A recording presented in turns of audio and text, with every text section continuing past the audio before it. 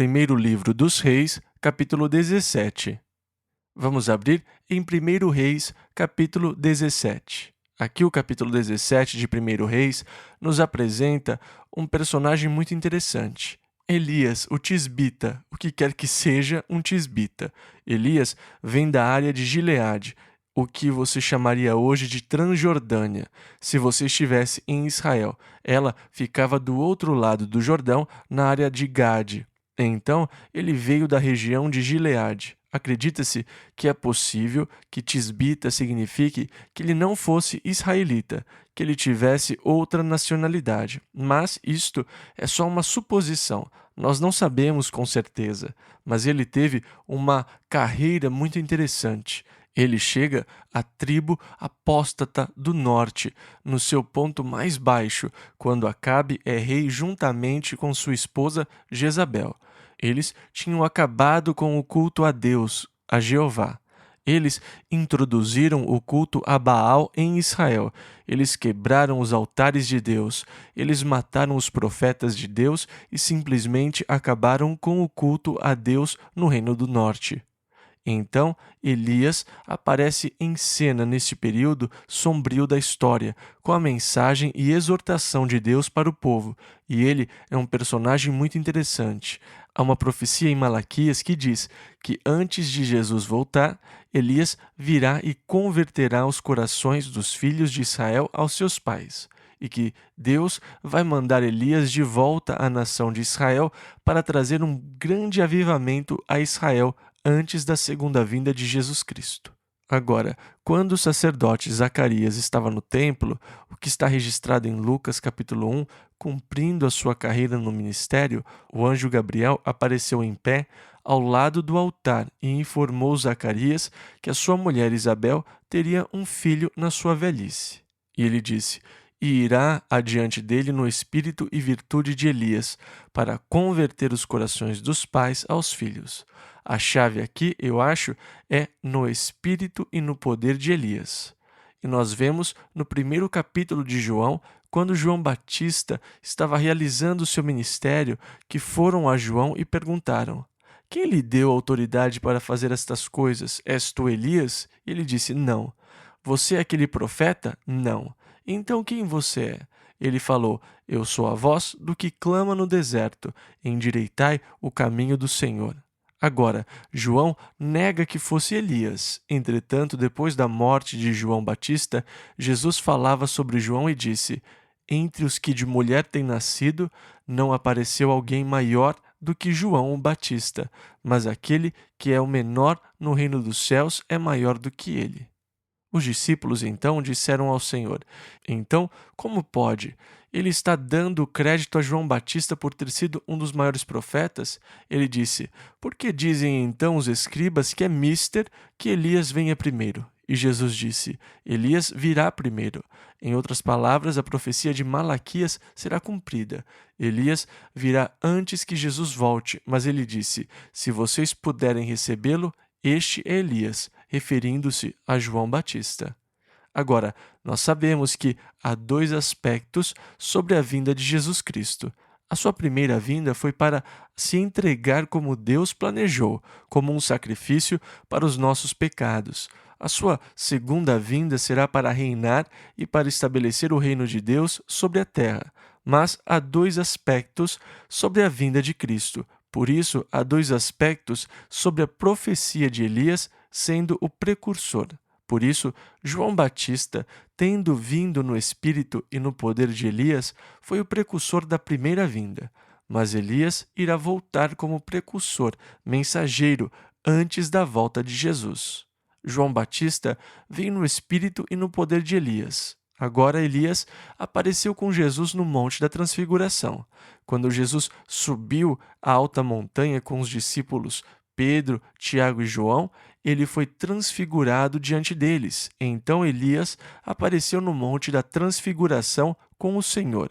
Sem dúvida, Apocalipse capítulo 11, versículo 2, fala sobre o Senhor enviando duas testemunhas, suas duas testemunhas à nação de Israel, e que uma das duas testemunhas, na verdade, será Elias, cumprindo a profecia de Malaquias. Então, Elias é um personagem muito interessante, porque ele é entrelaçado.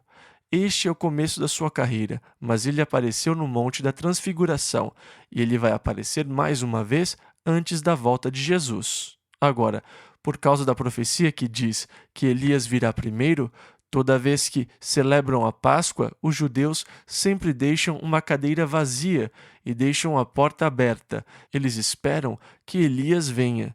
A porta está aberta, ele é bem-vindo e eles têm uma cadeira à mesa pronta para ele, o que é um sinal da expectativa da volta do Messias. Mas eles sabem que antes da sua volta, ou melhor, eles não estão aguardando que ele volte, mas eles esperam pelo Messias, e a cadeira está pronta para Elias antes da sua vinda.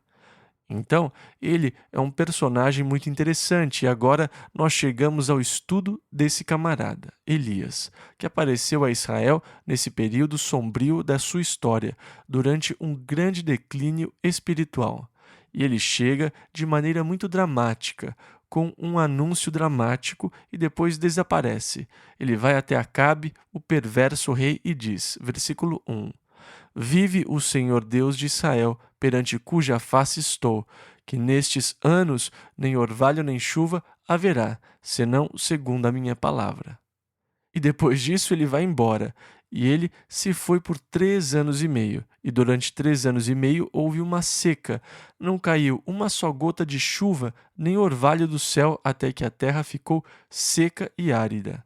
Agora ele saiu e foi para o ribeiro de Querite, que fica na direção de Gileade, de onde ele veio. E o Senhor o instruiu para ir àquele ribeiro e beber da sua água. E eu o alimentarei ali. Deus ordenou a uns corvos que levassem comida para ele todos os dias.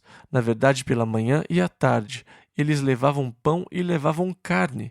Então ele ficou no ribeiro de Querite, e pela manhã e pela tarde os corvos apareciam com comida. Ele ficou ali até que o ribeiro secou por falta de chuva. Então o Senhor o instruiu para que ele fosse a Sarepta, em Sidom. Sarepta ficava onde está o Líbano hoje. Sidom fica a cerca de 16 quilômetros ao norte de Aco. E o Senhor disse que lá havia uma viúva, e ela cuidará de você. Versículo 10. Então ele se levantou e foi a Sarepta. E chegando à porta da cidade, eis que estava ali uma mulher viúva apanhando lenha. Agora, nas culturas primitivas, eram as senhoras que saíam para colher a lenha para o fogo. Se você for hoje a Guatemala, você vai ver senhoras apanhando gravetos para o fogo. E em Israel, uma cultura primitiva, ainda existe isso em muitos lugares. As mulheres saem para apanhar a lenha e elas cozinham em fornos a lenha. É muito interessante. E então ela estava apanhando a lenha e ele disse a ela: Você me traria um copo d'água? E quando ela saiu para pegar a água, ele disse: Quando você me trouxer água, você pode me trazer um pouco de pão também? E então ela abriu o coração. Ela disse: Eu sinto muito, Senhor. Eu não tenho pão. Na verdade, eu estou apanhando um pouco de lenha para fazer fogo, mas só me sobrou um pouco de óleo e de farinha, o suficiente para eu fazer 2 pães para o meu filho. Nós vamos comê-los e esperar a morte. Nós estamos sem mais nada. Nós não temos mais farinha nem azeite. Então Elias disse: Primeiro, faça-me um pão, depois faça para você e para o seu filho. E segundo o Senhor e a palavra do Senhor, enquanto houver seca, nem a farinha nem o óleo acabarão. Então a viúva saiu e fez um pão para Elias, mas ela descobriu que ainda tinha sobrado farinha na panela e óleo também. E ela continuou sustentando Elias. E durante todo o período da seca, a farinha não acabou e não faltou óleo, sempre houve o suficiente para mais um. E este é um verdadeiro milagre, e não há como excluir o aspecto miraculoso da situação. Como Deus supriu tudo miraculosamente. Mas é interessante que o profeta tenha dito: primeiro faça um para mim, depois para você. Existe um certo princípio espiritual aqui, em relação a dar a Deus as primícias das nossas vidas. Jesus disse em Mateus 6,33: Buscai primeiro o reino de Deus e a sua justiça, e todas estas coisas vos serão acrescentadas. Agora, se eu inverter a prioridade e buscar primeiro as outras coisas, então a minha vida vai estar tão envolvida na busca das outras coisas que eu não vou ter tempo para Deus. Mas, se eu buscar primeiro ter um relacionamento com Deus, então todos os meus outros relacionamentos entrarão em equilíbrio. Tudo mais vai entrar nos eixos. A minha vida está sobre dois planos: o eixo vertical, sobre o qual a minha vida revolve, e o plano horizontal, que é a área de relacionamento com outras pessoas. Agora, se o eixo vertical da minha vida estiver correto, se o meu relacionamento com Deus for como deve ser, o plano horizontal da minha vida estará em equilíbrio. O meu relacionamento com aqueles ao meu redor está em equilíbrio. Eu viverei uma vida equilibrada se o eixo vertical estiver correto e se o meu relacionamento com Deus for como deveria ser. Entretanto, se o eixo vertical da minha vida não estiver correto, se o meu relacionamento com Deus não estiver como deveria ser, então o plano horizontal da minha vida também estará fora de eixo. As minhas experiências estarão de ponta cabeça. Eu vou estar sempre tentando equilibrar a minha vida. Eu vou passar todo o meu tempo tentando colocar a minha vida em equilíbrio e as coisas no foco correto. Mas eu pareço nunca conseguir fazê-lo. Quando eu consigo chegar ao ponto de equilibrar este lado, o outro lado sai do eixo. E eu fico constantemente ocupado, tentando colocar a minha vida em equilíbrio, sem nunca parecer ser capaz de fazê-lo. Os meus relacionamentos ficam todos atrapalhados. Agora, se eu passar o meu tempo tentando equilibrar a minha vida, eu só estou tratando os sintomas. É como tentar curar um tumor cerebral com uma aspirina. Você ameniza a dor para não se sentir tão mal e não sentir dores de cabeça tão fortes. Mas você está tratando apenas dos sintomas. Você não está chegando no âmago do problema. Agora, qualquer médico que trate só do sintoma é um charlatão. Fique longe dele. Você quer um médico que descubra o que está causando os sintomas. Por que você fica tonto? Por que você sente uma pressão tão severa na cabeça? Você quer algo mais que uma aspirina. Muitas vezes, as pessoas tratam apenas do sintoma, do relacionamento, tentando fazer o relacionamento dar certo. Não, eu tenho que fazer isso dar certo e eu tenho que cuidar daquilo. E isso está uma bagunça. Nós nos ocupamos com o plano horizontal, tentando colocar tudo em equilíbrio, quando, na verdade, a solução é muito simples. Corrija o plano vertical. Buscai primeiro o reino de Deus e a sua justiça. Elias disse: Primeiro faça um bolo para mim. Agora, se ela tivesse ido fazer primeiro o bolo para ela e seu filho, tudo estaria acabado, o pote teria ficado sem farinha, o óleo teria acabado, eles teriam morrido. Faça primeiro um bolo para mim e depois para você e seu filho. Coloque o Senhor em primeiro lugar. Coloque em ordem correta as suas prioridades e Deus vai cuidar de você. Deus vai cuidar dos outros aspectos da sua vida. Então, o relacionamento mais importante que eu tenho no mundo inteiro é o meu relacionamento com Deus e nada deveria vir antes dele. E se eu tenho que trabalhar em algum relacionamento, deveria ser no meu relacionamento com Deus acima de qualquer outro relacionamento, porque se estiver correto, todos os outros estarão equilibrados. Se o relacionamento com Deus estiver fora do eixo, eu não terei como conseguir equilibrar a minha vida. Ela estará sempre de pernas para o ar. Não há outra maneira de conseguir uma vida equilibrada se ela não estiver centrada em Deus. E Ele é o eixo vertical sobre o qual a vida está girando. Ela vai estar sempre fora de equilíbrio, fora dos eixos. Então, na verdade, Elias estabeleceu para a moça um princípio para que Deus operasse. Coloque Deus em primeiro lugar e Deus vai cuidar de você. Ele vai cuidar das coisas que são secundárias, terciárias, em quarto lugar, mas é prioridade, é simples e é básico. E uma das verdades mais importantes que você precisa aprender na sua vida, que o seu relacionamento com Deus deve suplantar qualquer outro relacionamento. Certifique-se de que você tem um relacionamento correto com Deus, porque isso vai equilibrar todo o resto. Então a mulher fez o que Elias disse e Deus cuidou dela. Versículo 16 ao 18. Da panela a farinha não se acabou, e da botija o azeite não faltou, conforme a palavra do Senhor que ele falara pelo ministério de Elias. E depois estas coisas sucedeu que adoeceu o filho desta mulher, dona da casa, e a sua doença se agravou muito, até que nele nenhum fôlego ficou. Então ela disse a Elias: Que tenho eu contigo, homem de Deus? Vieste tu a mim para trazeres à memória a minha iniquidade e matares a meu filho? Agora é interessante que ela pensasse que a morte do filho dela estivesse relacionada ao seu próprio pecado. Versículo 19 ao 24. E ele disse: Dá-me o teu filho.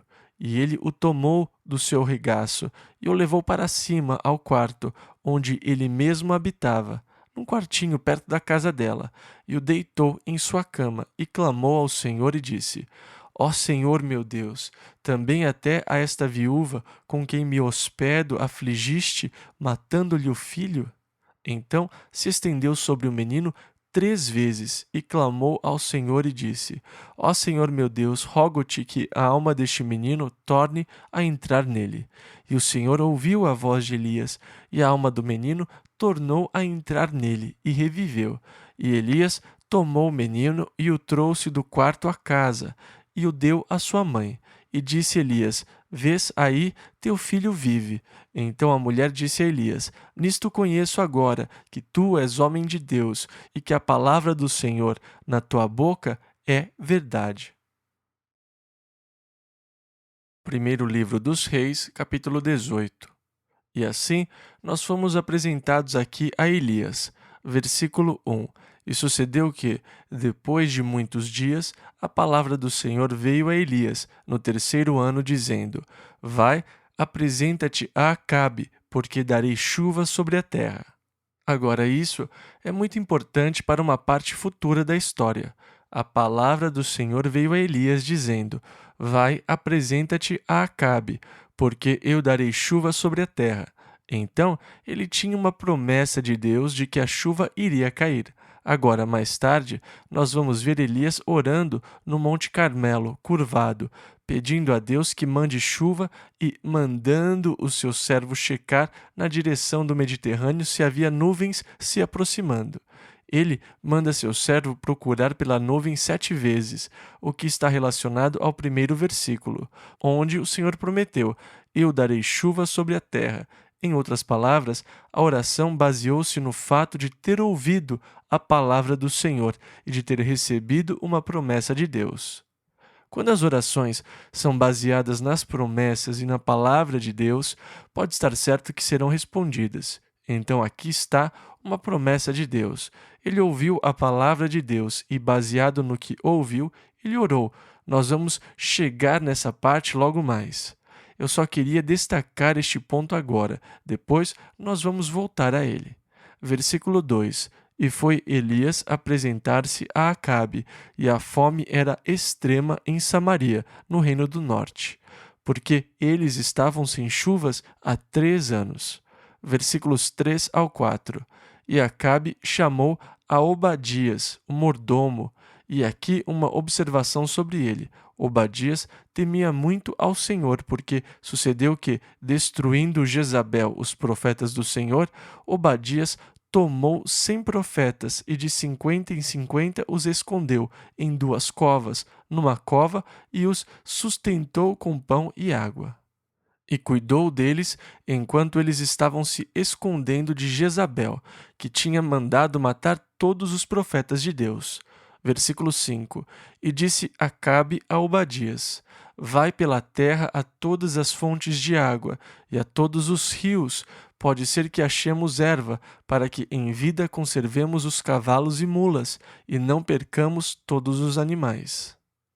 Você vai por aqui, eu vou por ali, e nós nos encontramos depois. Vamos checar todas as fontes de água que pudermos encontrar, onde possa ter algum pasto para manter os nossos poucos animais vivos.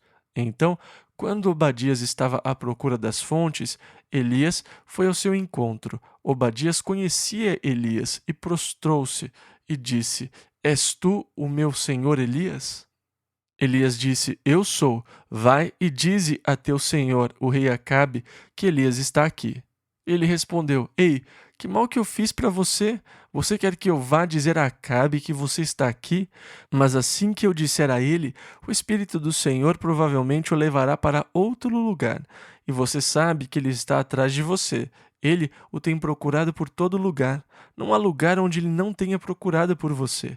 Se eu disser a ele: Vem aqui, Elias vai se encontrar com você, mas se quando ele chegar aqui o Senhor o tiver levado para outro lugar, ele vai me matar. Agora veja, eu sou pai de família e não lhe desejo mal. Por que você me pede para fazer uma coisa dessa? E Elias disse: Eu vou estar bem aqui e vou me encontrar com ele. E disse de novo: Agora vá e diga ao seu senhor: Eis que Elias está aqui. Então Obadias foi encontrar-se com Acabe e disse a ele: Elias está aqui. Versículo 17. E sucedeu que, vindo Acabe a Elias, isso é interessante, disse-lhe: És tu o perturbador de Israel? Sabe, eu acho interessante as pessoas que vivem de um modo ímpio e quando surge o fruto da sua perversidade, elas querem culpar Deus pelas calamidades nas suas vidas. Anos atrás, quando eu morava em Tucson, uma senhora cujo marido era capitão da Marinha ou da Força Aérea visitou a nossa igreja. E depois eu fui à sua casa à noite para que eu pudesse conhecer o seu marido. E foi ele mesmo quem atendeu a porta. Quando eu me apresentei, eu disse: Eu sou o Chuck Smith, e a sua esposa esteve na nossa igreja domingo passado, e eu vim conhecê-lo. O homem começou a me xingar e disse: Saia daqui, eu não quero ver você. Ele estava muito zangado, ele nem me conhecia. Ele disse: Eu acabei de chegar do hospital e os médicos me disseram que a minha filhinha tem pólio. Bem, eu sabia que ele tinha um garotinho que era aleijado por causa da poliomielite. Ele tinha ido com a sua mãe na igreja. E ele falou: Esta é a minha segunda criança que tem pólio e eu odeio um Deus que permita que os meus filhos tenham essa doença. Eu não quero nada com qualquer um que tenha ligações com ele. E ele começou a me xingar de novo. E eu disse: Senhor, diga-me uma coisa, o senhor alguma vez serviu a Deus? E aquilo o deixou louco. E ele continuou falando e disse que ele não tinha servido a Deus. Ele falou: Eu sei como é que é. Meu pai é pastor presbiteriano. Eu cresci num lar cristão e tudo mais.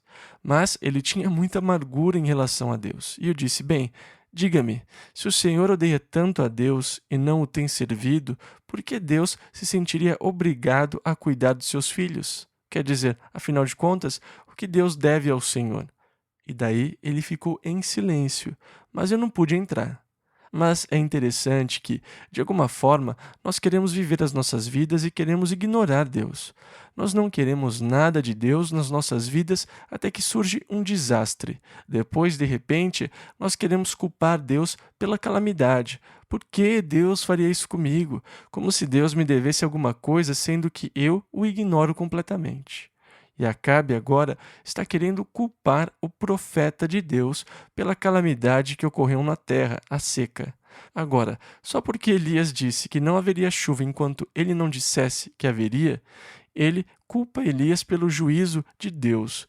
És tu o perturbador de Israel? Mas Elias não está prestes a assumir a culpa. Versículo 18 ao 24.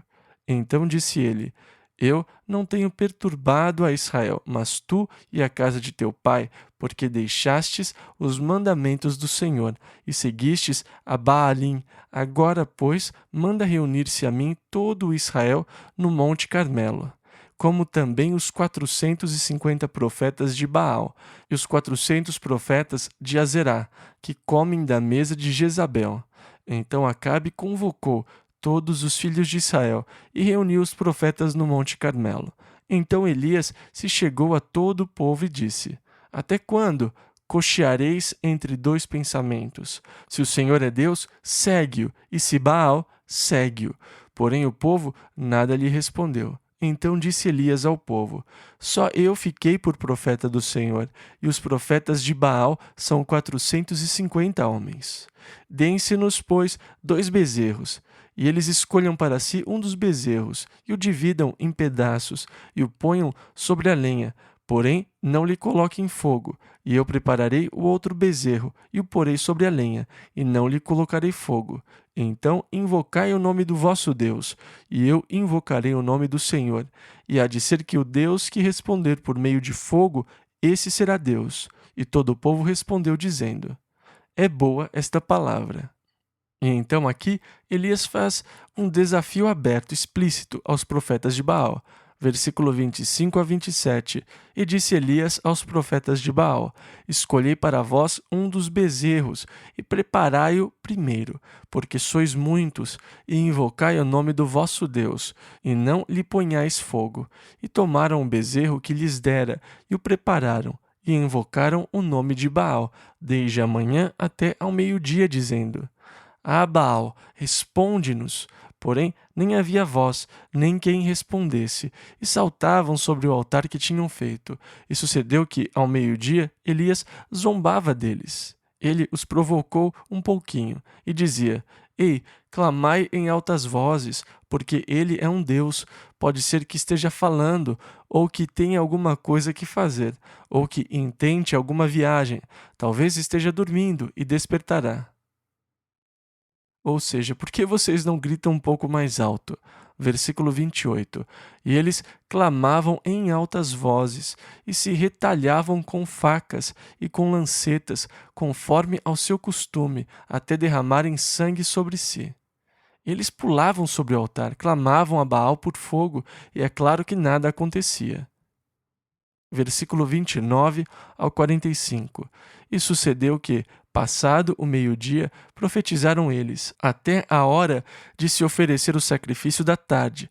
Porém, não houve voz, nem resposta, nem atenção alguma. Então Elias disse a todo o povo: Chegai-vos a mim. E todo o povo se chegou a ele, e restaurou o altar do Senhor que estava quebrado. E Elias tomou 12 pedras, conforme ao número das tribos dos filhos de Israel. E com aquelas pedras edificou o altar em nome do Senhor. Depois fez um rego em redor do altar, segundo a largura de 2 medidas de semente. Então armou a lenha e dividiu o bezerro em pedaços e o pôs sobre a lenha. E disse: Enchei de água 4 cântaros e derramai-a sobre o holocausto e sobre a lenha. E disse: Fazei-o segunda vez. E o fizeram segunda vez. Disse ainda: Fazei-o terceira vez. E o fizeram terceira vez. De maneira que a água corria ao redor do altar, e até o rego ele encheu de água. Sucedeu que, no momento de ser oferecido o sacrifício da tarde, o profeta Elias se aproximou e disse: Ó Senhor, Deus de Abraão, de Isaque e de Israel, manifeste-se hoje que tu és Deus em Israel e que eu sou teu servo e que conforme a tua palavra fiz todas estas coisas. Responde-me, Senhor, responde-me, para que este povo conheça que tu és o Senhor Deus e que tu fizeste voltar o seu coração. Então caiu fogo do Senhor e consumiu o holocausto, e a lenha, e as pedras, e o pó, e ainda lambeu a água que estava no rego. O que vendo todo o povo caíram sobre os seus rostos e disseram: Só o Senhor é Deus, só o Senhor é Deus. E Elias lhes disse: Lançai mão dos profetas de Baal, que nenhum deles escape. E lançaram mão deles. E Elias os fez descer ao ribeiro de Quizon, que fica no vale aos pés do Monte Carmelo, e segue pelo Megido até o Mediterrâneo, e ali os matou. Então disse Elias a Acabe: Sobe, come e bebe, porque há ruído de uma abundante chuva. E Acabe subiu a comer e a beber. Mas Elias subiu ao cume do Carmelo e se inclinou por terra e pôs o seu rosto entre os seus joelhos. E disse ao seu servo: Sobe agora e olha para o lado do mar. E subiu e olhou e disse: Não há nada. Então disse ele: Volta lá 7 vezes. E sucedeu que, A sétima vez disse: Eis aqui uma pequena nuvem, como a mão de um homem subindo do mar. Então disse ele: Sobe e dize a Acabe: Aparelha o teu carro e desce, para que a chuva não te impeça. E sucedeu que, entretanto, os céus se enegreceram com nuvens e vento, e veio uma grande chuva. E Acabe subiu ao carro e foi para Jizreel, que fica no outro lado do vale Megido. Versículo 46. E a mão do Senhor estava sobre Elias, o qual cingiu os lombos e veio correndo perante Acabe, até a entrada de Jizreel. Então Deus respondeu com fogo e mandou chuva em resposta à oração de Elias. Mas lembrem que a confiança na oração veio de ter um ouvido atento. E é sempre assim. A verdadeira confiança na oração vem do fato de eu ter dado ouvidos ao Senhor. O ouvido atento é muito importante na oração. Agora, muitas vezes, nós ficamos tão sobrecarregados com os nossos problemas que passamos correndo por Deus e falamos sem pensar em vez de esperar e ouvir a Deus. Talvez Ele tenha algo a me dizer. Muitos consideram a oração somente como um monólogo. Eles nunca pensam na oração como um diálogo. Mas a verdadeira oração, na verdade, deveria ser um diálogo. Eu deveria estar ouvindo Deus. Eu deveria estar prestando atenção para saber o que Deus vai me instruir e como vai me conduzir. Por isso, o momento de quietude diante do Senhor é muito importante. Quando eu me sento e relaxo e fico tranquilo diante do Senhor para que Ele tenha oportunidade de falar comigo. E depois eu falo com Ele. Eu acredito que depois é sempre importante que eu espere que Ele me responda. Então, eu gosto de passar um tempo em quietude, ouvindo, falando, ouvindo de novo, para que eu receba instruções, direções, condução do Senhor como resposta ao meu pedido. É sempre uma experiência emocionante quando Deus responde ao meu pedido e começa a me dar direcionamento e respostas, porque eu separei um tempo para esperar pela resposta. Muitas vezes as pessoas dizem: Deus nunca me responde. Bem, você deu alguma chance a Ele? Você estava ouvindo? Você esperou uma resposta de Deus? Primeiro livro dos Reis, capítulo 19, versículo 1 ao 3. E Acabe fez saber a Jezabel tudo quanto Elias havia feito, e como totalmente matara todos os profetas à espada. Então Jezabel mandou o mensageiro a Elias a dizer-lhe: Assim me façam os deuses, e outro tanto, se de certo amanhã, a estas horas, não puser a tua vida como a de um deles.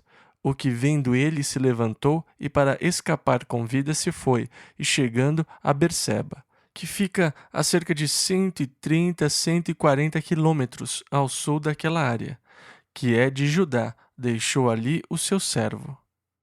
Provavelmente tão cansado que nem conseguia correr mais. Versículo 4.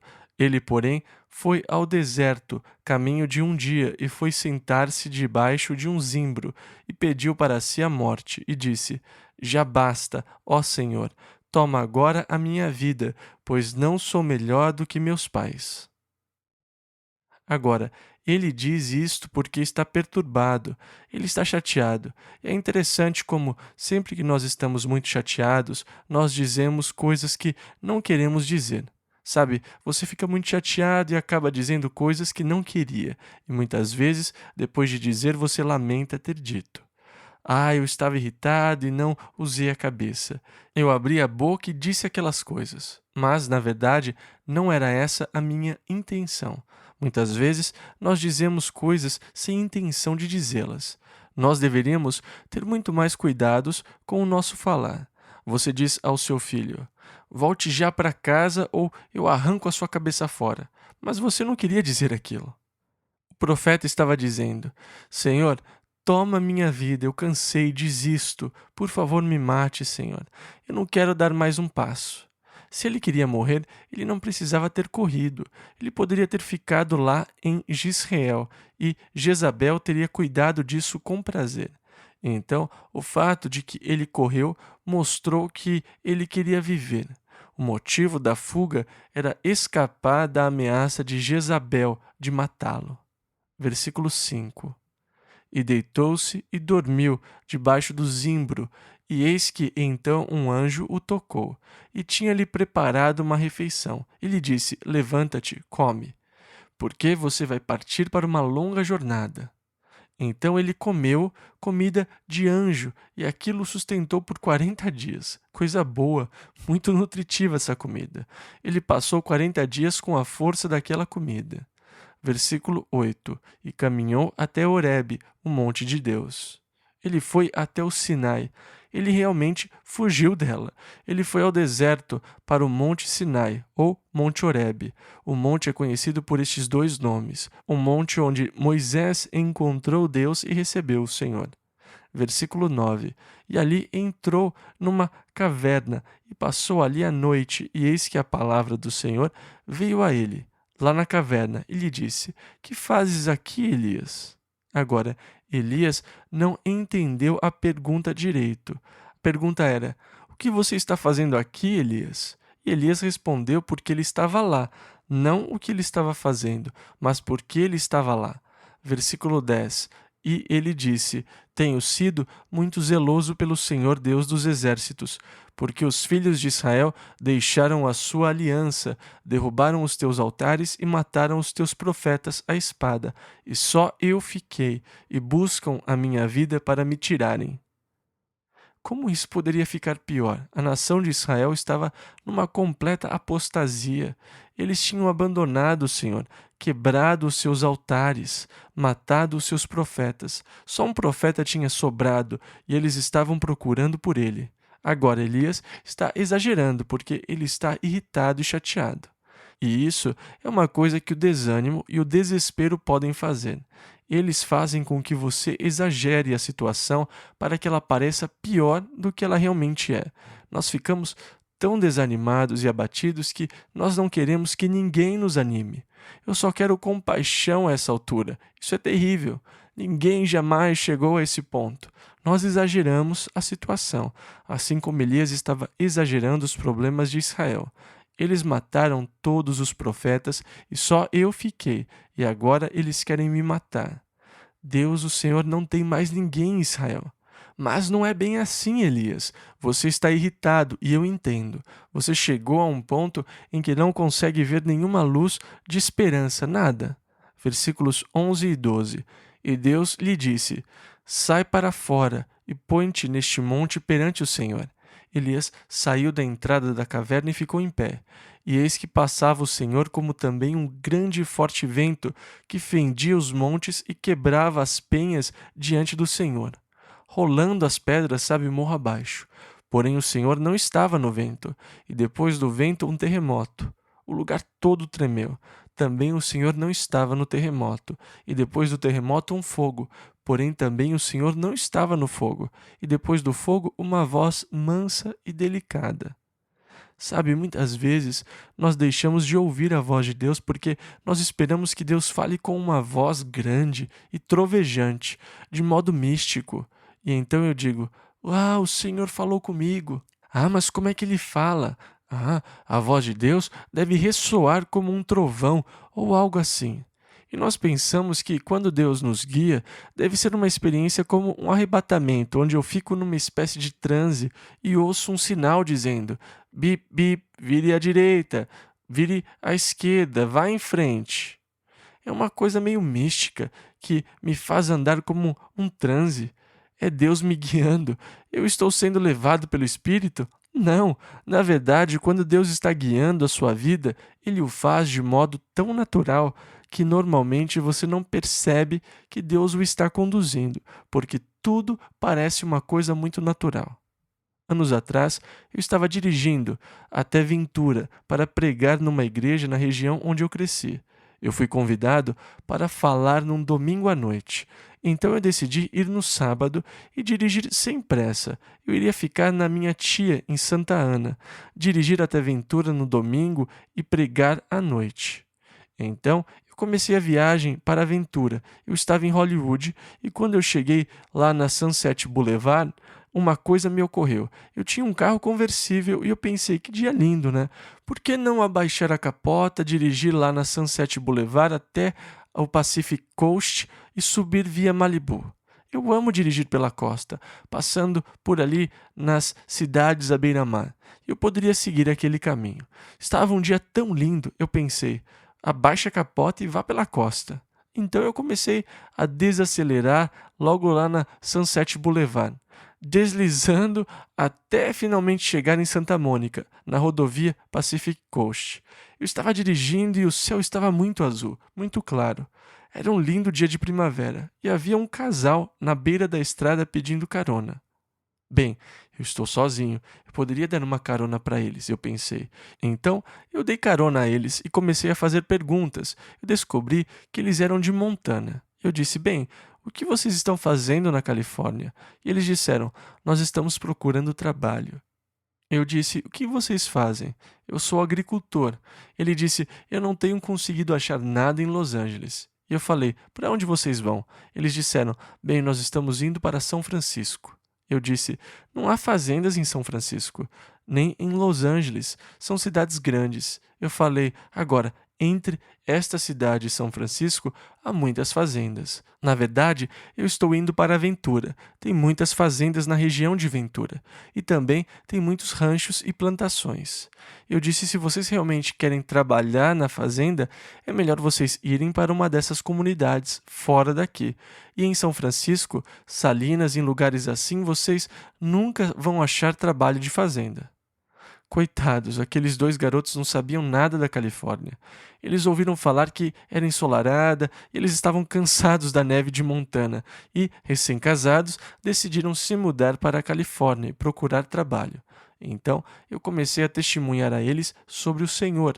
E quando nós chegamos à Ventura, eles decidiram ficar e procurar trabalho por lá mesmo. Eu passei em frente à igreja onde eu estaria pregando na noite seguinte e os convidei para ir lá no dia seguinte.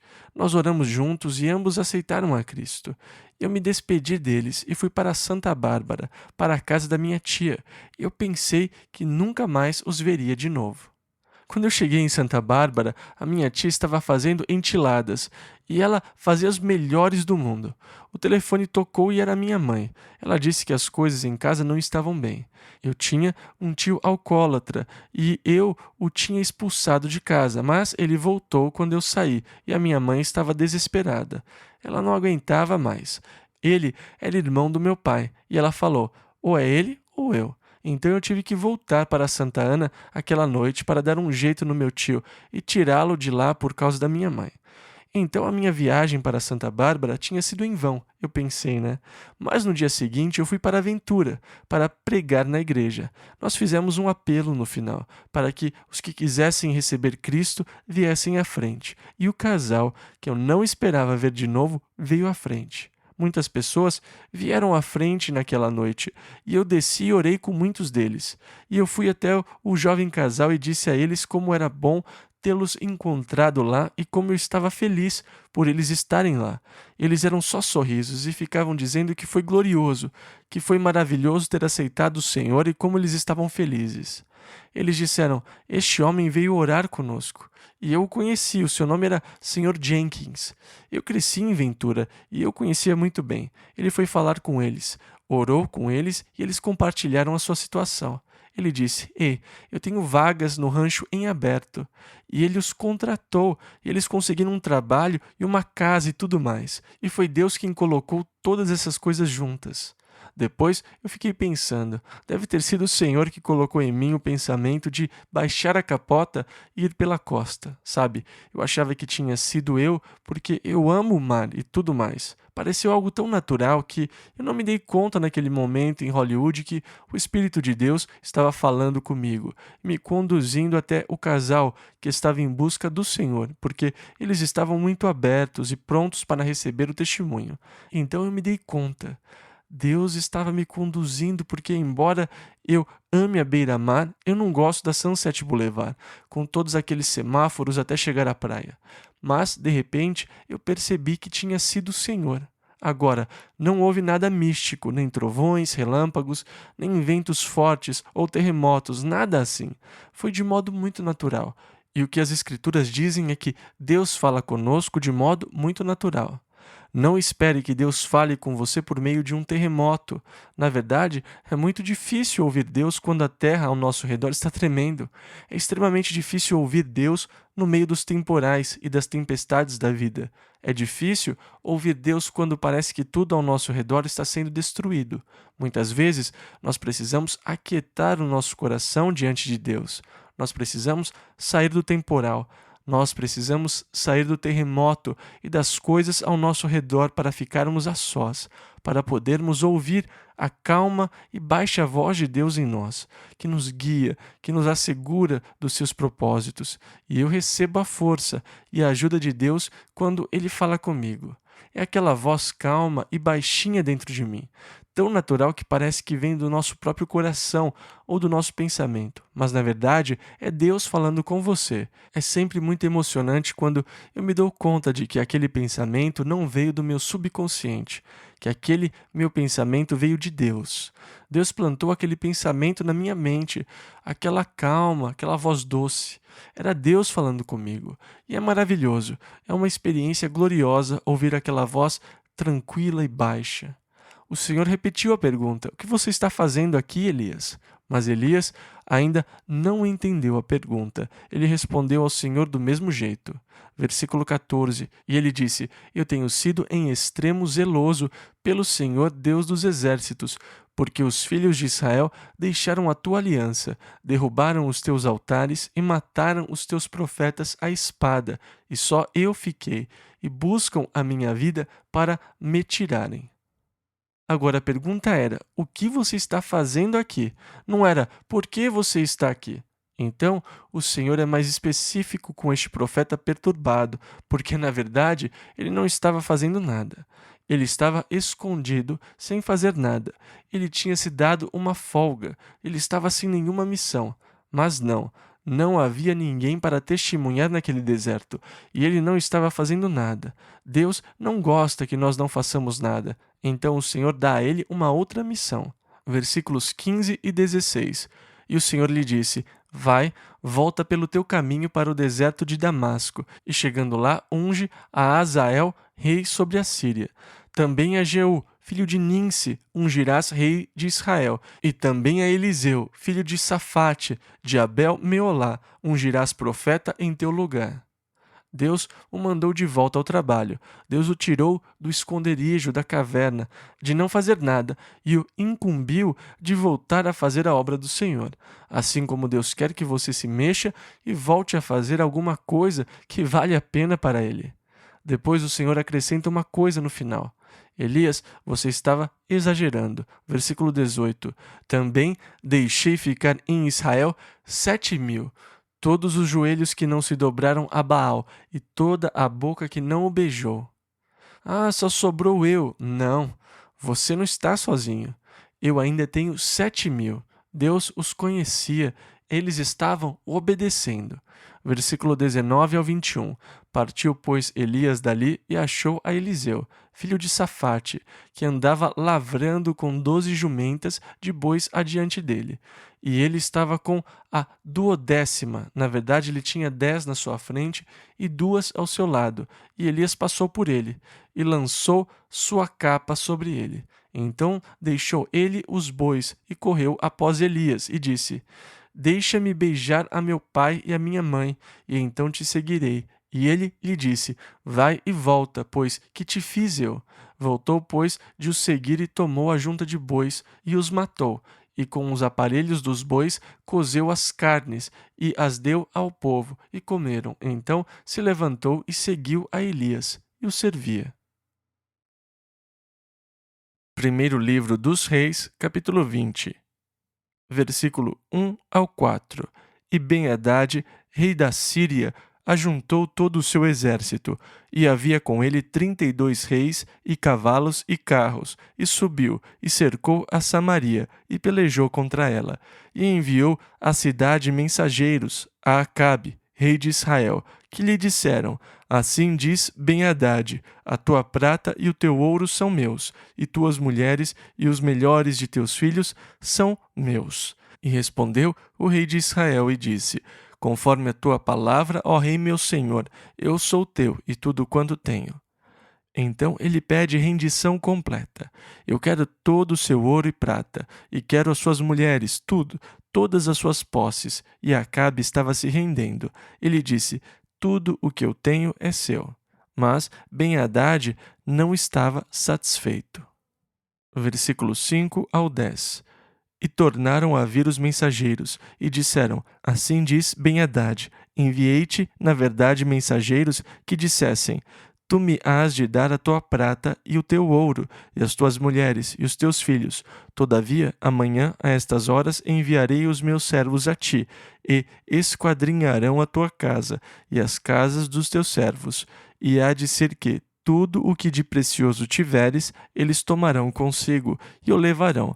Então o rei de Israel chamou a todos os anciãos da terra e disse: notai agora e vede como este homem procura o mal, pois mandou pedir-me as mulheres, os meus filhos, a minha prata e o meu ouro, e não lhes neguei. E todos os anciãos e todo o povo lhe disseram: não lhe des ouvidos, nem consintas. Por isso disse aos mensageiros de Ben-Hadad: dizei ao rei, meu senhor: tudo o que primeiro mandaste pedir a teu servo, farei, porém isto não posso fazer. E voltaram os mensageiros, e lhe levaram a resposta. E Ben-Hadad enviou a ele mensageiros dizendo: assim me façam os deuses, e outro tanto, que o pó de Samaria não bastará para encher as mãos de todo o povo que me segue. E ele disse: se todos os meus pegassem o pó de Samaria, não haveria pó suficiente para o número de pessoas que eu tenho. Eu tenho muita gente comigo indo contra você. Versículo 11. Porém, o rei de Israel respondeu: dizei-lhe, não se gabe quem se cinge das armas, como aquele que as descinge. Em outras palavras, não ponha a carroça na frente dos burros. Versículo 12 ao 22. E sucedeu que, ouvindo ele esta palavra, estando a beber com os reis nas tendas, disse aos seus servos: ponde-vos em ordem contra a cidade. E eis que um profeta se chegou a Acabe, rei de Israel, e lhe disse: assim diz o Senhor: viste toda esta grande multidão? Eis que hoje te entregarei nas tuas mãos, para que saibas que eu sou o Senhor. E disse Acabe: por quem? E ele disse: assim diz o Senhor, pelos moços dos príncipes das províncias. E disse: quem começará a peleja? E disse: tu. Então contou os moços dos príncipes das províncias, e foram 232. E depois deles contou a todo o povo, todos os filhos de Israel, 7.000. E saíram ao meio-dia. E Ben-Hadad estava bebendo e embriagando-se nas tendas, ele, os reis, os 32 reis que os ajudavam.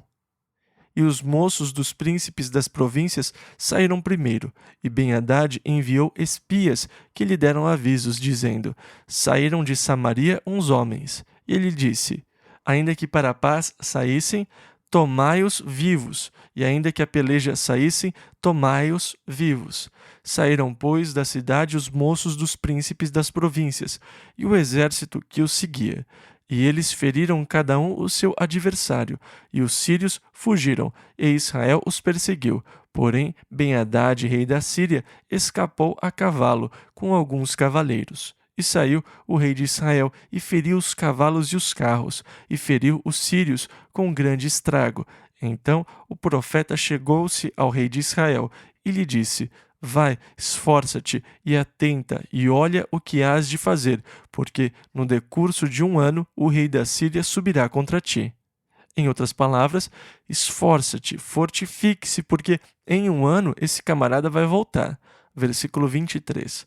Porque os servos do rei da Síria lhe disseram: seus deuses são deuses dos montes, por isso foram mais fortes do que nós.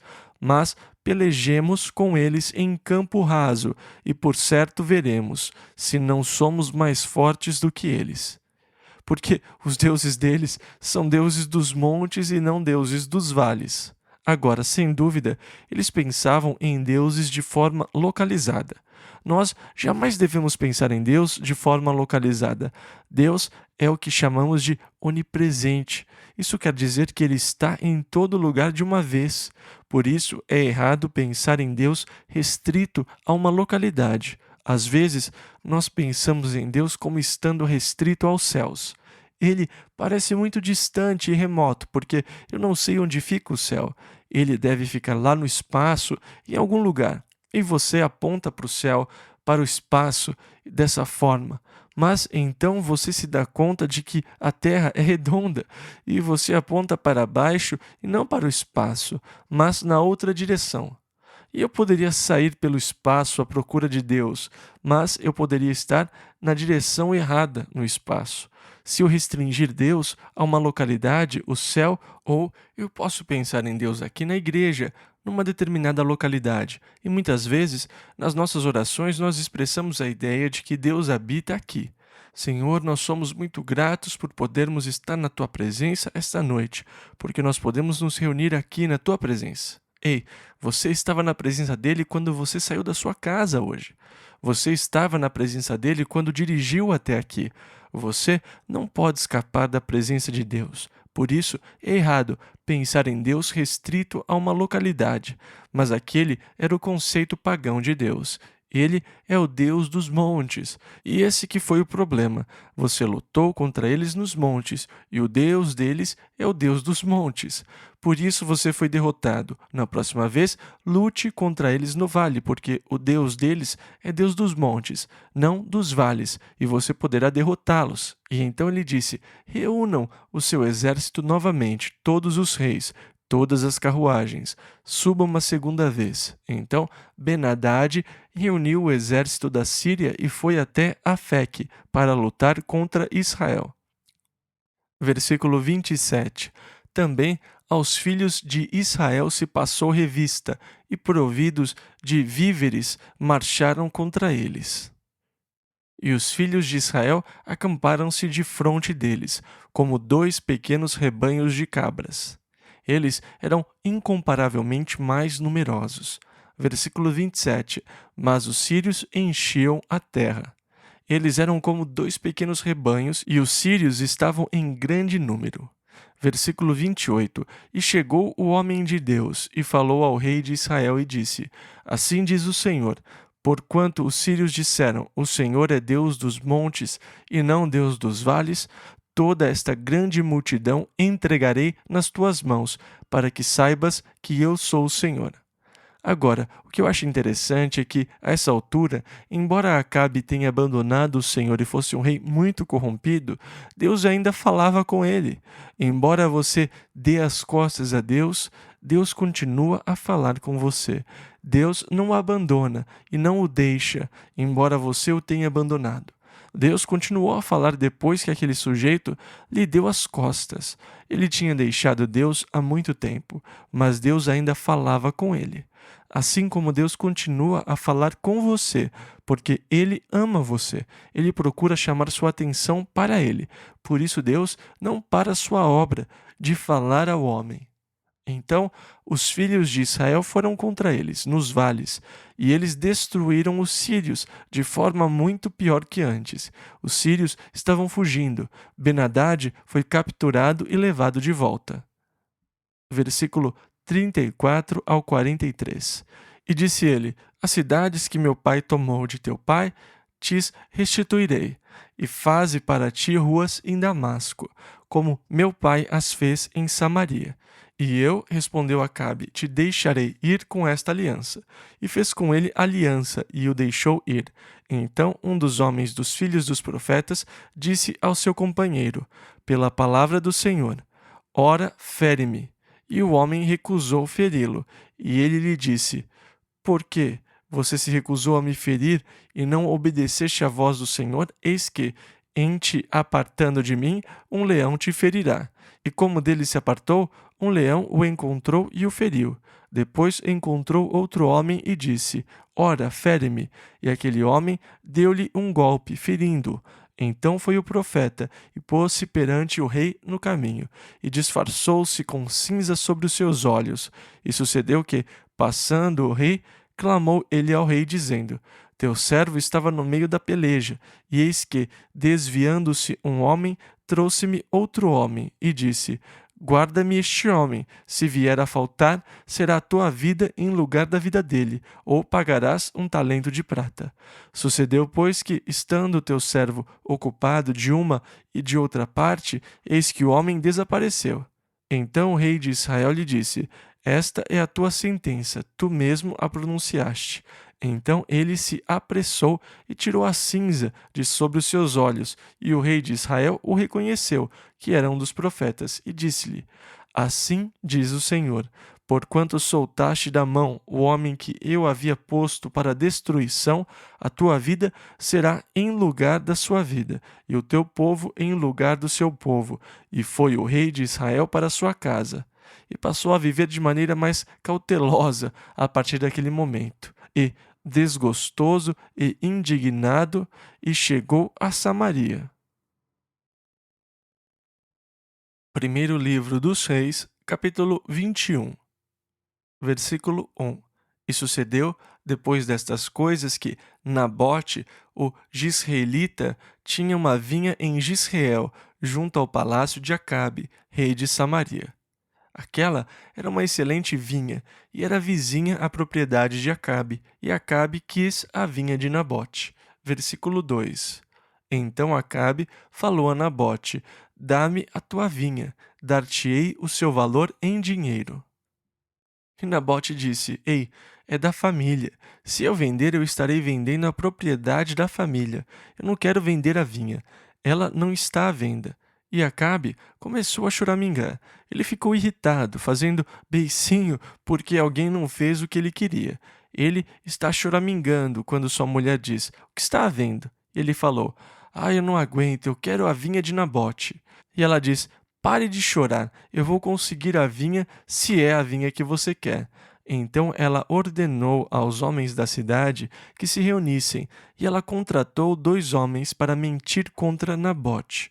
Então os anciãos se reuniram, e Nabote estava lá.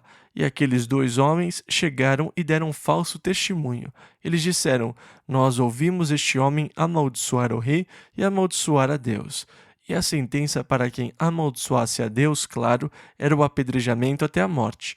Então os 2 homens mentiram ao testemunhar contra ele.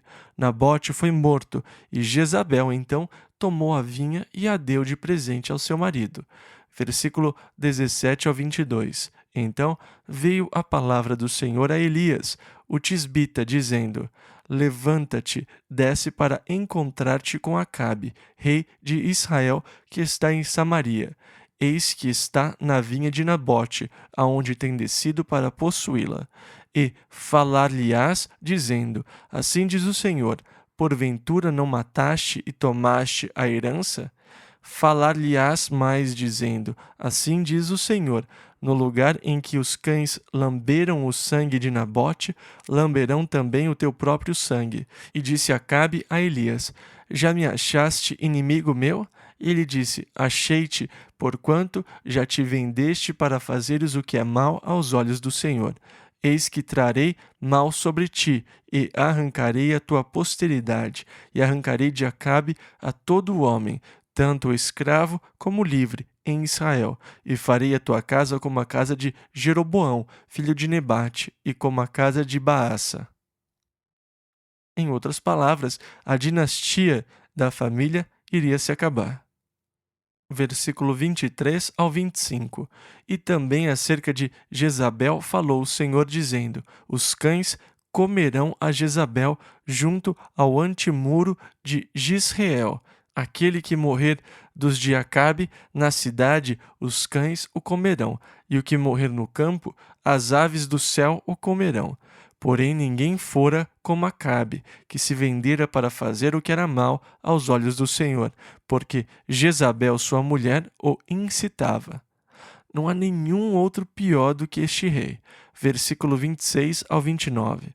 E fez grandes abominações, seguindo os ídolos, conforme a tudo o que fizeram os amorreus, os quais o Senhor lançou fora da sua possessão de diante dos filhos de Israel. Sucedeu, pois, que Acabe, ouvindo essas palavras, rasgou as suas vestes, e cobriu a sua carne de saco, e jejuou, e jazia em saco, e andava mansamente. Então veio a palavra do Senhor a Elias, tisbita, dizendo: Não viste que Acabe se humilha perante mim? Por isso, porquanto se humilha perante mim, não trarei este mal nos seus dias, mas nos dias de seu filho o trarei sobre a sua casa. Primeiro livro dos Reis, capítulo 22, versículo 1 ao 7. E estiveram quietos 3 anos, não havendo guerra entre a Síria e Israel. Porém, no 3º ano sucedeu que Jeosafá, rei de Judá, desceu para avistar-se com o rei de Israel. E o rei de Israel, isto é, Acabe, disse aos seus servos: Não sabeis vós que Ramote de Gileade é nossa, e nós estamos quietos, sem a tomar da mão do rei da Síria? Então perguntou a Jeosafá: Irás tu comigo a peleja a Ramote de Gileade? E disse Jeosafá ao rei de Israel: Serei como tu, e o meu povo como o teu povo, e os meus cavalos como os teus cavalos. Disse mais Jeosafá ao rei de Israel: Peço-te, consulta hoje a palavra do Senhor. Então o rei de Israel reuniu os profetas, até quase 400 homens, e disse-lhes: Irei a peleja contra Ramote de Gileade ou deixarei de ir? E eles disseram: Sobe, porque o Senhor a entregará na mão do rei. Disse, porém, Jeosafá, o rei de Judá: Não há aqui ainda algum profeta do Senhor ao qual possamos consultar? Então ele disse: Há aqui um sujeito chamado Micaias, mas ele nunca me faz uma profecia decente. Ele está sempre dizendo alguma coisa ruim. Ele disse: não diga isto. Vamos chamá-lo e ver o que ele tem a dizer. Enquanto isso, um profeta, Zedequias, fez uns chifres de ferro e os colocou na cabeça, e saiu por todo lugar com os chifres de ferro na cabeça e falando. Versículo 11 ao 13. E Zedequias, filho de Quenaaná, fez para si uns chifres de ferro e disse: Assim diz o Senhor: Com estes ferirás aos sírios, até de todo os consumir. E todos os profetas profetizaram assim, dizendo: Sobe a Ramote de Gileade, e triunfarás, porque o Senhor a entregará na mão do rei. E o mensageiro que foi chamar a Micaias falou-lhe, dizendo: Vejam, todos os outros disseram boas profecias. Então, entre e diga alguma coisa boa. Não pegue pesado com ele, sabe? Desse tipo. Então ele disse, o profeta respondeu, versículos 14 e 15, Vive o Senhor que eu vou dizer a ele, e eu só posso dizer a ele o que o Senhor me diz para dizer a ele. E o que o Senhor me disser, isso falarei. E vindo ele ao rei, o rei lhe disse, Micaias, iremos a Ramote de Gileade a peleja, ou deixaremos de ir? Sem dúvida, ele respondeu a ele de maneira muito irônica e sarcástica, tanto que Acabe percebeu que o homem estava mentindo.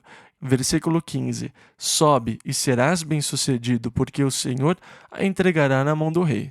Ele disse de tal forma que o rei sabia que o profeta não estava sendo sincero. Versículo 16. E o rei lhe disse, Até quantas vezes te conjurarei que não me fales senão a verdade em nome do Senhor? E ele disse, tudo bem, você quer saber a verdade? Versículo 17. Então disse ele, Vi a todo o Israel disperso pelos montes, como ovelhas que não têm pastor. E disse o Senhor, Estes não têm senhor, torne cada um em paz para sua casa. Em outras palavras, ele profetizou a morte de Acabe, o pastor sobre o povo.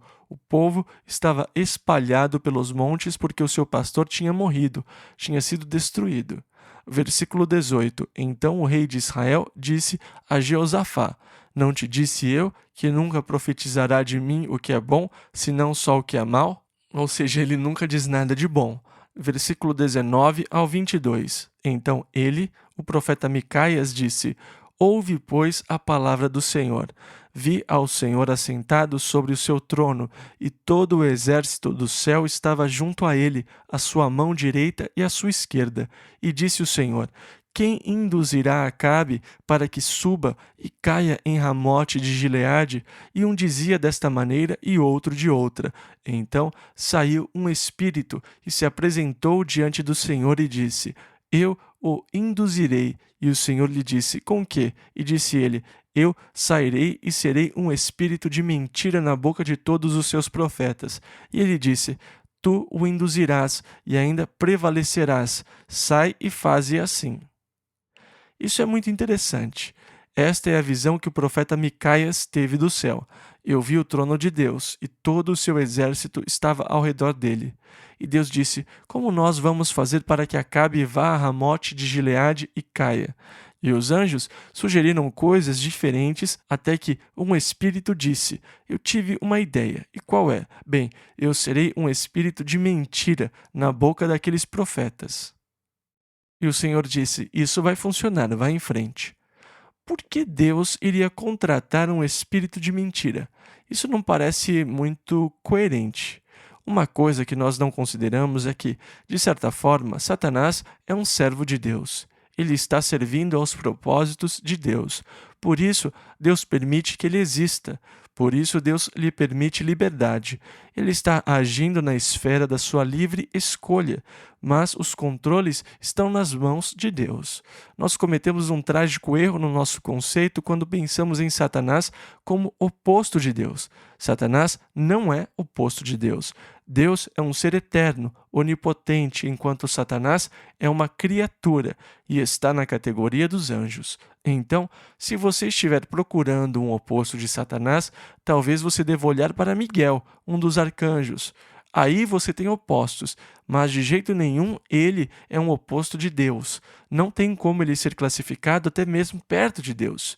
Ele está abaixo da natureza de Deus, e embora ele seja oposto a Deus, ele não é oposto de Deus. Ele não tem como ser oposto de Deus, que é Deus, o Deus eterno, onipotente. Satanás é definitivamente limitado no seu entendimento, nas suas habilidades, nos seus poderes. Eles são limitados por Deus. Deus diz que eles podem ir até certo ponto, não além.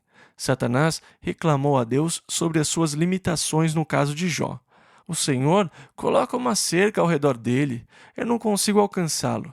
Ele estava reclamando que Deus tinha colocado limitações sobre o que ele poderia fazer. Então Satanás só tem permissão dentro de uma certa limitação. Deus coloca limitações sobre ele, mas ele serve os propósitos de Deus. Por isso, Deus pode e usa Satanás ou os seus emissários para realizar os seus propósitos. Este é um caso onde Deus usa um espírito de mentira para realizar os seus propósitos. Ele chega e os falsos profetas contam mentiras a Acabe e o encorajam a ir contra Ramote de Gileade. Então Acabe ordena que prendam o profeta Micaias. Coloquem-no na prisão até que eu retorne em paz. E ele disse: se você retornar, eu não sou um profeta de Deus. Então eles partiram para Ramote de Gileade. Jeosafá, o rei de Judá, foi com Acabe. Quando eles estavam chegando a Ramote de Gileade para atacarem os sírios, Acabe disse a Jeosafá: ei, pegue a minha carruagem, eu vou colocar uma vestimenta comum. Eu quero participar da batalha. Então ele tirou as vestimentas reais para que ele pudesse lutar na batalha. Ele estava querendo um pouco de emoção. Então ele deixa sua carruagem, a carruagem do rei, e entra em outra carruagem para poder entrar na parte mais intensa da batalha. E nesse meio tempo, o comandante sírio disse aos seus companheiros: escutem, tudo o que nós queremos é o rei. Então vamos nos concentrar e capturar Acabe. Se nós o matarmos, os demais ficarão tão desmoralizados que não precisaremos fazer mais nada. Então eles viram Jeosafá sentado na carruagem de Acabe com o manto de Acabe. Eles acharam que era Acabe e começaram a perseguir a carruagem até que Jeosafá fugiu. Ele estava sendo perseguido porque eles não estavam concentrados na batalha, só em uma pessoa. Isso era tudo o que eles queriam, e quando eles finalmente o alcançaram, eles viram que não era Acabe, que era Jeosafá. E esta, a seguir, é uma passagem interessante da Escritura. Versículo 34. Então um homem armou o arco e atirou a esmo. Em outras palavras, ele atirou uma flecha na direção do inimigo de qualquer jeito, e a flecha atingiu Acabe.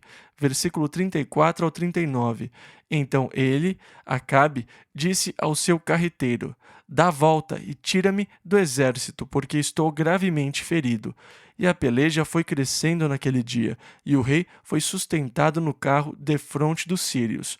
Porém, ele morreu à tarde, e o sangue da ferida corria para o fundo do carro. E depois do sol posto, passou um pregão pelo exército, dizendo: Cada um para a sua cidade, e cada um para a sua terra. E morreu o rei, e o levaram a Samaria, e sepultaram o rei em Samaria.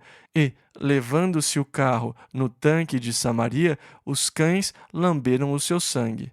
Ora, as prostitutas se lavavam ali, conforme a palavra que o Senhor tinha falado, quanto ao mais dos atos de Acabe e a tudo quanto fez, e a casa de marfim que edificou, porventura não está escrito no livro das crônicas dos reis de Israel? Curiosamente, a cidade de Megido é uma das cidades que Acabe reconstruiu. Na verdade, em Megido, há cerca de 20 níveis diferentes de cidades que foram edificadas umas sobre as outras. Ela foi um campo de batalhas de muitas batalhas da antiguidade. Então, quando uma cidade era destruída, eles construíam outra cidade sobre ela. Arqueólogos escavaram em uma área e encontraram cerca de 20 civilizações ou níveis diferentes na cidade. Agora, no nível que data da época de Acabe, próximo ao templo de Baal, as ruínas do templo de Baal que Acabe construiu, foram encontradas várias centenas de jarras com esqueletos de bebês que foram sacrificados pelos pais no culto a Baal. Foi isto o que Jezabel e Acabe introduziram ao povo. Os arqueólogos descobriram, perto das ruínas do templo de Baal, edificado por Acabe, em Megido, jarros com os esqueletos de bebês sacrificados ao deus Baal. Isso nos ajuda a entender por que Deus queria que esta terrível religião fosse totalmente destruída, porque ela envolvia sacrifícios, mas sacrifícios humanos dos seus próprios bebês no culto que prestavam ao seu Deus. Então, chegamos ao fim de Acabe e o seu filho Acasias reinou no seu lugar. Agora, vamos para Jeosafá, para outro reino. Lembram que semana passada nós falamos que nós tínhamos dois reinos, o reino do norte e o reino do sul? Então, agora nós voltamos ao reino do sul. Nós passamos muito tempo no norte, não por causa de Acabe, mas por causa de Elias. Ele tornou-se o personagem central da história. Então, muito se falou de Acabe, mas apenas porque Elias foi um personagem proeminente durante este período em particular da história. Mas, voltando ao Reino do Sul, onde os descendentes de Davi estão no trono, versículo 41. E Jeosafá, filho de Asa, que foi um bom rei na maior parte do tempo, começou a reinar sobre Judá no 4º ano de Acabe, rei de Israel. Então, eles foram co-regentes por um bom período de tempo. Versículo 42 ao 44. E era Jeosafá da idade de 35 anos quando começou a reinar, e 25 anos reinou em Jerusalém. E era o nome de sua mãe Azuba, filha de Sili, e andou em todos os caminhos de seu pai Asa, de quem eu disse que tinha sido um bom rei. Ele não se desviou deles, fazendo o que era reto aos olhos do Senhor. Todavia, os altos, usados no culto pagão, não se tiraram. Ainda o povo sacrificava e queimava incenso nos altos. Vocês lembram que ele subiu e foi convidado por Acabe a participar na batalha contra Ramote de Gileade? Então, houve uma aliança entre os dois reis. Versículo 46. Quanto ao mais dos atos de Jeosafá e ao poder que mostrou e como guerreou, porventura não está escrito no livro das crônicas dos reis de Judá? Nós vamos ver essa história quando chegarmos em Crônicas, porque nós temos as Crônicas dos Reis de Judá, embora não tenhamos as Crônicas dos Reis de Israel. Versículos 46 e 47. Também expulsou da terra o restante dos sodomitas, que ficaram nos dias de seu pai Asa. Então não havia rei em Edom, porém um vice-rei. Isto é, na área ao sul do Mar Morto, na parte mais distante, não havia rei, só havia um vice-rei, um governador na terra. Versículo 48 ao 53. Então, não havia rei em Edom, porém um vice-rei, um governador, e fez Jeosafá navios de Tarsis para irem a Ofir por causa do ouro, porém não foram, porque os navios se quebraram em Ezion-Geber. Então Acasias, filho de Acabe, disse a Jeosafá: Vão os meus servos com os teus servos nos navios. Porém Jeosafá não quis, e Jeosafá dormiu com seus pais, e foi sepultado junto a eles, na cidade de Davi, seu pai. E Jeorão, seu filho, reinou em seu lugar. E Acasias, filho de Acabe, começou a reinar sobre Israel em Samaria, no ano 17 de Jeosafá, rei de Judá, e reinou 2 anos sobre Israel. E fez o que era mal aos olhos do Senhor, porque andou no caminho de seu pai, como também no caminho de sua mãe, e no caminho de Jeroboão, filho de Nebate, que fez pecar a Israel.